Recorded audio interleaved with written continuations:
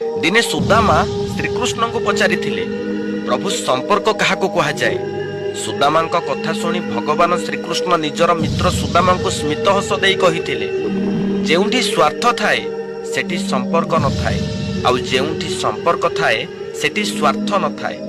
अर्थात बिना स्वार्थ रे बंधा जाइथिबा डोरी को संपर्क कहुए। जेउठी राग हिंसा काम क्रोध लोभ मोह माया एसबू देखा मिल न थाए।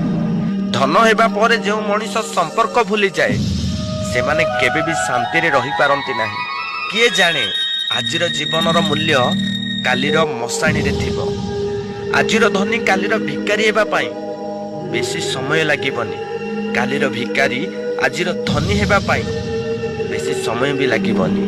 ए जीवन रे छंद कपट करिकी केते दिन आमे बंचिबा। जहा आनीचे ताहा ए मर्त्यपुर रे फकीबा। जहा नेकी जीवा ता भगवान को पुरे आनंद रे भोगिबा।